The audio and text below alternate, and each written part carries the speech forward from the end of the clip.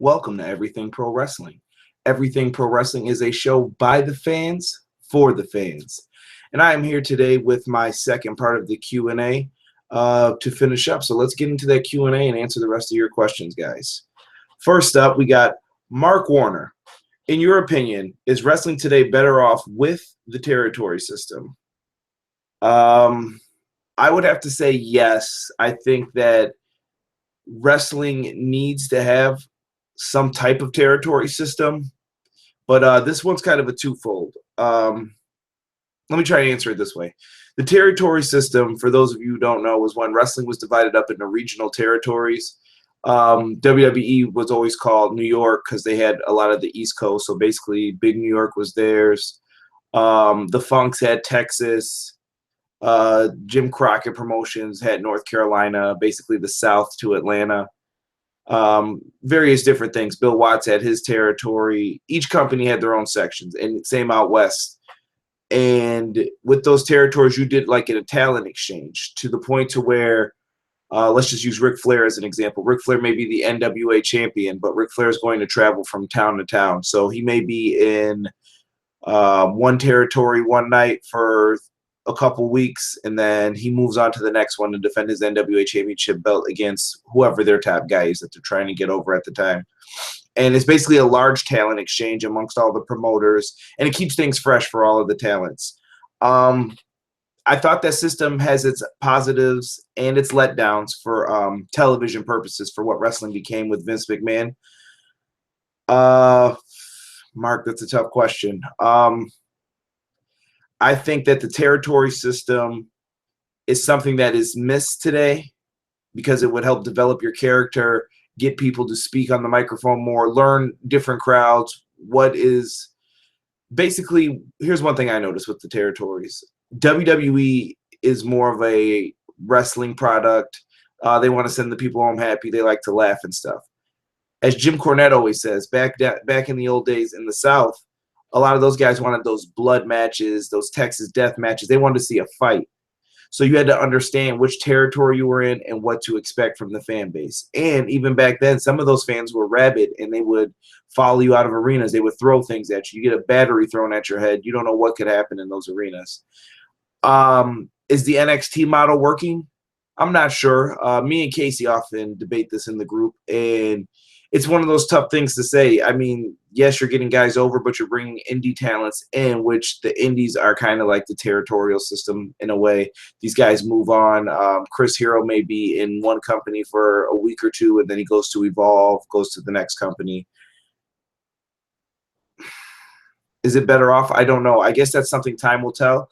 I do think that NXT or WWE is developing their own territorial system on an international scale, though. Pay attention to the UK, the women's show, the cruiserweights, all these tournaments that they're doing. That's all lining up with what their vision is. So I think we are going back to a territorial style. So be prepared to see something like that come back in. But I think wrestling has to evolve and be on a different pace for things to get better. Let's see here. Our next question comes from Steve Chahowski. What do you think of the new product? What do you think of the new way the product is consumed by fans? And then he goes on to state, the internet and social media has brought so much more of the backstage element to the business to light. And while this can make people more interested, do you think it will ultimately harm the product? Would our opinions of Jinder Mahal's championship be different? Like a championship reign would be different if we didn't know WWE was trying to build their market in India. Steve, once again, good question. Thank you for asking. I see both sides to this question. So I basically broke this down for myself into like positives and negatives. Two small negatives. Let's start with those first. Betting odds. Last night was Extreme Rules. Samoa Joe won the matchup. Now, I didn't want to tell anybody this, but that was kind of ruined for me based off social media due to someone else liking or retweeting something. And I saw that Samoa Joe was the odds-on favorite. Now, in my head, I just assumed, well, maybe that's going to change. Maybe that's to throw people off. But the betting odds let me know that Samoa Joe may have a chance to win this. Do I like that? Not really. I don't like that fans are going to go check last minute before making predictions to make a bet happen or win some money off of it. I think that's utterly ridiculous. And obviously someone from WWE is feeding this information, which I think is very harmful to their product when they do that. Spoilers. Spoilers also do not help. I am a big fan of Lucha Underground, and I know we have people who like Impact Wrestling, Ring of Honor. Those companies, I think that spoilers hurt them very much so. When you don't have something that's live, fresh, people have to sit there. They have to watch it. They're not going to. They're going to consume it on their own time, and if they forget, they forget. They're not going to come back to that. So spoilers hurt wrestling very much. Here are the positives, though. Everything pro wrestling is a positive because of this. Without social media, I wouldn't be able to produce this video. I wouldn't be able to talk about wrestling with you guys, share opinions, get more people's information. You have to interact with the community that you are trying to be a part of. And the wrestling community can be great, but also on the flip side, though, I do have a problem with a lot of people in the wrestling community. They sometimes will say very mean and hurtful things to people. Can't let that bother you, obviously. But you get comments from people and you get things that you're just like, I can't believe this guy said that. And people go for their jollies or to get cheap pops, we'll say, for it, whatever. But with this also being said, wrestling resources have become more abundant, ready to be shared. I can now watch Lucha Underground. I watch NXT because of social media. I first watched like Seth Rollins and Jinder Mahal for the NXT Championship Finals. Started getting me into NXT, and I saw that because of Facebook or someone would share something on their Hulu account or whatever it was on before at that time. But I remember seeing some of that stuff. Lucha Underground, I watched the next day after it airs on social media, and that's how I stay up to date with the product. Netflix, different things. There's so many ways to consume wrestling today that more fans are into New Japan Pro Wrestling now. They're starting to see what the strong style is about and how they wrestle and the super juniors and the heavyweights and what they like. And there's so much to consume, so that helps because of social media. So, Steve, it's to each of their own. It depends on how you consume it. I try to avoid spoilers, try to avoid things that I think ruin wrestling via social media. To each of their own, though, depending on how you see it. Mark Smoke has the next question. Why doesn't WWE film more high-production storylines, much like Lucha Underground? They have the resources to have made Orton/Bray Wyatt Section 8 house match actually scary. Their studio produces legit films now. Seems like a missed opportunity. Mark, here's the thing with WWE. Their production, I feel, is if they copied that, everyone's going to say that they're trying to be Lucha Underground-esque. And I think they're playing around in that territory to see what they can do, what they can get away with. But I have expectations for each kind of wrestling company when I go in watching them. What's the best way to put this? WWE, I expect a certain style of wrestling, a safe style with high production. I'm hoping for good storyline still, but we're waiting for that still. And Ring of Honor, I expect the low production, but great wrestling, different things like that. Lucha Underground, I expect a spectacle. I expect kind of like a TV show more so. I'm like, oh, I wonder where this episode's going to go this week. And I'm invested in whatever 3 stories they're going to showcase throughout the episode. So with that, I think WWE is out of their element trying to produce like Lucha Underground. It doesn't work. Like at WrestleMania, I didn't like the Bray Wyatt and the insects on the ground. It was a picture. Like, what would you be afraid of when you're Randy Orton when there's a picture shown on the ground? Yeah, I didn't like it.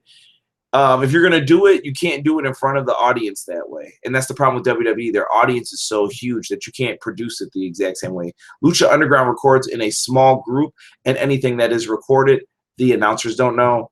No one's supposed to know. The fans don't know because it's all pre-recorded. So that's my thoughts on it. I don't think WWE can produce that style of wrestling no matter how hard they try. It just won't work for them. And Peyton Burton, let's get to your last question here. Do you think WWE will ever do a special event with NJPW, New Japan Pro Wrestling, or Ring of Honor?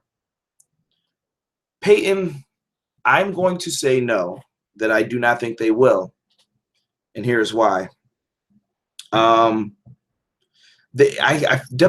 is very, very difficult on accepting and working with other people because everything has to be WWE's way because they're the top dog. They get to call all the shots, basically. Well, why wouldn't they want to put their own talent over? There's too many different interests being held at point with that. Would they be willing to trade a talent, let's just say, and bring someone in? I mean, we saw in NXT, Triple H brought in Jushin Thunder Liger. Was that cool? Absolutely. I loved it. He's one of my favorites from the 90s. Same thing with Great Muta. He used to come into WCW. He's come into TNA. Those guys are all great, but at the same time, you get into these little debates, wars, and then when it's over, well, what was the purpose of all that? Besides to make great matches or get people over or expose the talent to the American audience or vice versa, expose our talent to a Japanese audience. It's okay, and it kind of refreshes the product, but it doesn't. I haven't seen it used to its fullest potential to where it's getting people over and it's actually helping out a lot. But I will say this, though, about your question. I think one day WWE will air their content. I think that I could see it where Ring of Honor sets up a pay-per-view deal with WWE and WWE streams Ring of Honor content. Perhaps they will end up streaming Impact Wrestling's content one day.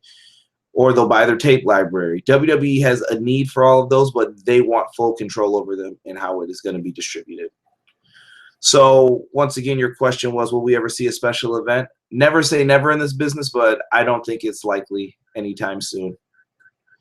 With that, we're going to end the Q&A, and we have car alarms going off outside. But with that, we're going to end the Q&A. Do me a favor, guys. If you haven't already, please click the subscribe button. If you also could, bionic elbow that like button. And leave your thoughts down below to the questions that were asked. Everything Pro Wrestling, we are out. Peace.